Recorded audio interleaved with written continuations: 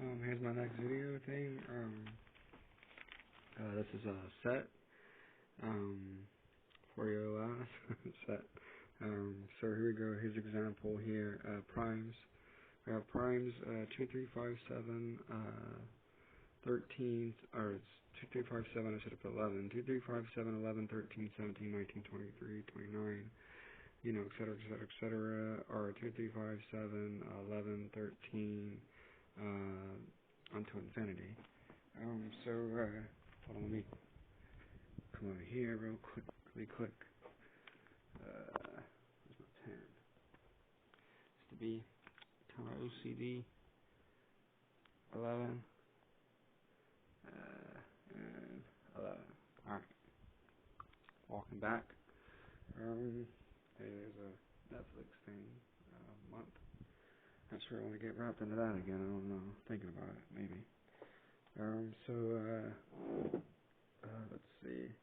So I have 2, 3, 5, 7, 11, 13, etc., etc., etc., until infinity. So we have A equals 2, 3, 5, and 7, and B equals 2, 11, 13.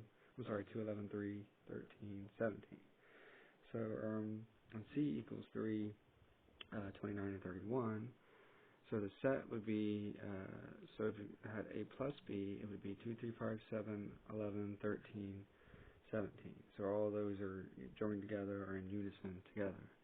Just like a matrix would be if you had like A plus B and the same thing equals 2, 3, 5, 7 for A, and B is 2, 11, and 0 just to fill the void there, and 2, 11, 0, 3, 13, 17. There's a 2 by 3 matrices, and then the 3 by 3 matrices for C would equal 2, 3, 5, 7, 11, 0, 0 to fill the void, and 17. Much in the same way if you had, so if you had, much in the same way if you had A in unison with B equals 2, 3, 5, 7, in unison with 2, 11, 13, or 17, move them. Yeah, so A plus B, okay, oh yeah, I'm going back to where I had it. So that equals 2, 3, 5, 7, 11, 13, and 17. Or if you had like A negation or A not, or A hyphen unison with B, it would be 11, 13, and 17, because everything that's in, basically you just put everything that's in B and not in A. So basically not A, so it's just B. So it would be 11. Everything that's in A you don't include. So because 2's in A and 3's in A, you just put down 11, 13, and 17. So everything that's not in A basically. So we just put down everything in B because I didn't include C. We're just worried about what's in B and not in A for that one. So here's a Venn diagram. I'm doing this early in the morning. It's like about 4 something in the morning because my job pretty much has made me nocturnal and I'm up kind of late. So my handwriting's a little messy here. So the whole universal thing is 2, 3, 5, 7, 11, 13, and 17, 29, and 31. That's the whole set, the whole universal set. The Venn diagram goes as follows: 2, 5, 2, 3, 5, and 7 for A, and then 2, 3, 11, 13, 17 for B. So basically the shaded areas undefined, or we'll just ignore that region for, in order to make sure this, in order to make this thing make sense, in connection, in relation to the other thing in connection with, the set. So 2, 3, 5, 7, and B's 2, 11, 3, 13, and 17. C's 3, 29, 31.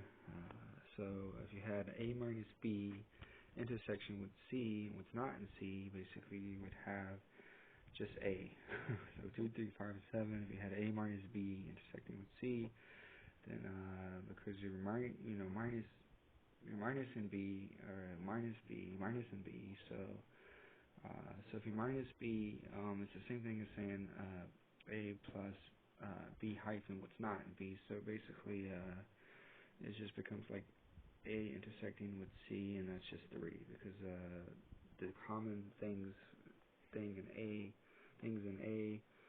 and C is just 3. So we have 3 in A and 3 in C, and basically that's a common relationship there, common thing there. So A minus B in unison with C would be 2, 3, 5, 7 2, 3, 5, 7, 29, 31, because everything that's in A is in unison with C, so it's basically like A plus C for that one. Because it has a not B, so everything that's in B you don't include because it has the not thing hyphen over it. So it's basically like A plus C or A in unison with C for that one. And I have a little thing A plus C there. Oh man, that's already 5 minutes. Alright, moving on to logic. Statements. Paul and Tom will punch themselves in the face. Or hopefully lightly. I put a parentheses there. So, or Paul and Tanya will stare at the wall. So basically the syllogism for that is P and T. That's that little arrow symbol thing stands for and or P and Tanya, or P R T. It looks like a V symbol, stands for R. So P R T, and also you have P R and R T for the next one. So that's Paul or Tom will punch themselves in the face, or P or Paul and Paul or Tom will punch themselves in the face. And then you have Paul or Tanya will stare at the wall, or watch a movie or whatever, or stare at the wall or something. So the whole argument thing there is P and T, or P and T, or P R T, or P R T. So basically, Paul and Tom will punch themselves in the face, or Paul and Tom will stare at the wall or whatever, or watch a movie or whatever, stare at the wall. Or Paul or Tom will punch themselves in the face, or Paul or Tom will punch themselves in the face, hopefully lightly, or Paul or Tanya will stare at the wall, or watch a movie or stare at the wall. So here's an argument. Moving on to arguments. Here's an argument here. All Pauls are weird. I'm Paul, therefore I must be weird. Here's the Venn diagram that explains that. Here's a smaller one that you can barely understand what's in it. So here's one where you can see you have Paul in the middle, and then circle over that is I'm Paul, and then all Pauls are weird. So that's how the Venn diagram works for that statement, or that argument. So the syllogism would be that P equal Paul, that M equal I'm Paul, that W equal all Pauls are weird. So basically Paul, arrow, M, W underneath, and the argument would be therefore W. So basically what that syllogism says is Paul is all Pauls are weird, let P equal Paul, and basically that says Paul, I'm Paul, and then W stands for all Pauls are weird. So the argument, the conclusion of that is all Pauls are weird. I'm Paul, so therefore I must be weird, basically. Anyway, that's the end of that, and more. No, that's it. So that's the end of my video. I didn't mean to make it last this long, but anyway, there it is. Peace. Bye.